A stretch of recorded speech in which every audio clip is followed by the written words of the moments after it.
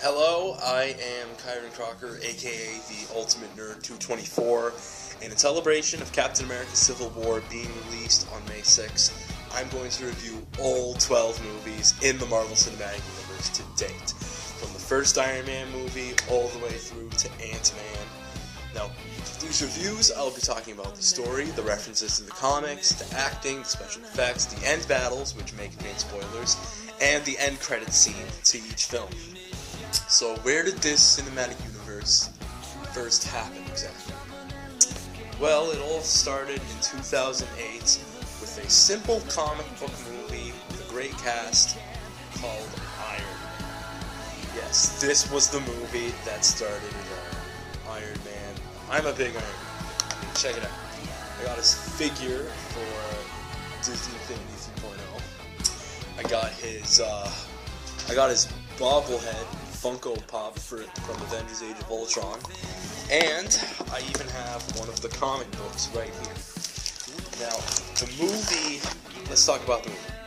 So, Tony Stark is a genius billionaire who spent his whole life building nothing but weapons, and he's also a total prick. And one day, he is knocked out, he's taken by some terrorists, and he is forced to build a weapon for them. But he refuses to build the weapon. Instead, he builds a suit that gets him out of that jam, that gets him right out of there. And there was a doctor there with him, and he dies while helping him. And he realizes that people need help. So when he goes back to where he belongs, he tells the public that he doesn't want to make weapons anymore because he saw people killed by the very weapons he's created. So now he's building an iron suit to help people, and he calls himself Iron Man. That's what they call him near the end of the film. And an old business pal of him named Obadiah Stane, which you can see right there on the Blu-ray, wants revenge on Tony for taking away the business. Now, what can I say for the first Iron Man movie? This movie is freaking amazing. I love this movie. It's 8 years old, and this was the very movie that started the Marvel Cinematic Universe. If it weren't for this one movie, we wouldn't have this universe filled with characters, this cinematic universe that Marvel's doing such a great job with. Of course, this was before Disney bought the rights to Marvel, but it was still great. Now, the cast of this movie. Robert Downey Jr. as Tony Stark. Who could come up with such a perfect casting choice just like that one? He's so perfect as Iron Man. Robert Downey Jr., he's played Iron Man for many years, but there will sadly become a day when he will hang the armor and we will never see Robert Downey Jr. play Iron Man again. But until that day comes, for now, he's still Iron Man and he's still going strong at it. I can't wait to see him kick ass in Civil War. Terrence Howard as James Rhodes. Rhodey. Of course, this was the only movie Terrence Howard played Rhodey in because in the next movie they replaced him with Don Cheadle.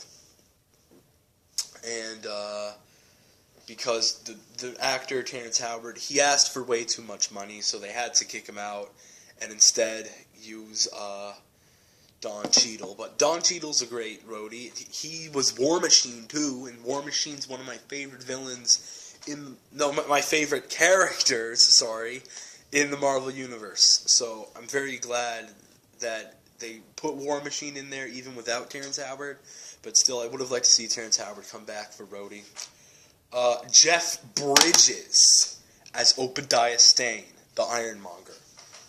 What a badass villain this guy was. He started out as just a regular guy. He was friends with Tony Stark. But then he slowly becomes angry with Tony after he cancels the weapon industries. And he builds his own armor, the Ironmonger, and he gets revenge. And he does such a great job with it. And Gwyneth Paltrow as Pepper Potts. She fits the character of Pepper Potts pretty well. I shitted on Gwyneth Paltrow a couple times in her movies, but her acting in this is actually pretty well executed and very well done. And the special effects are really great too. That's one of the things Marvel's great at, doing special effects. And how true this movie stays to the comics. It stays very, very true to the comics. I'm very glad they did that. What with Tony Stark's origin, how he became Iron Man, it does such a great job with that.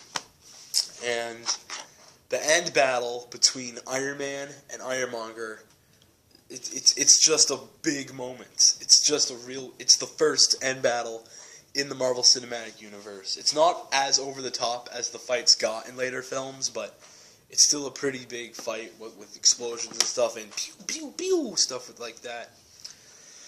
So now the after credit scene. I have to talk about the after credit scene. The after credit scene to this movie, where you see Tony walk into his house, and then he sees this man hiding behind the shadows, and he says, "I am Iron Man. You think you're the only type of superhero in this world?" And then Tony says, "Who the hell are you?" He says, "I'm Nick Fury, director of S.H.I.E.L.D." And then Samuel L. Jackson walks out wearing an eye patch and a leather jacket, dressed as Nick Fury, who was a real big character in the comics, and he says, "I'm here to talk to you about the Avengers Initiative." When that after credit scene played, when this movie first came out, after the credits, fanboys geeked out. They thought, what, an Avengers movie? Could they actually be doing this? This is impossible. You can't just throw a bunch of superheroes into one movie. Boy, were they wrong. I cannot wait to talk about the Avengers. I just 5 more reviews and I'll get to that. Anyways, Iron Man, this was the movie. It started this universe. It's great for what it is. It's great for what it started. It has an excellent cast.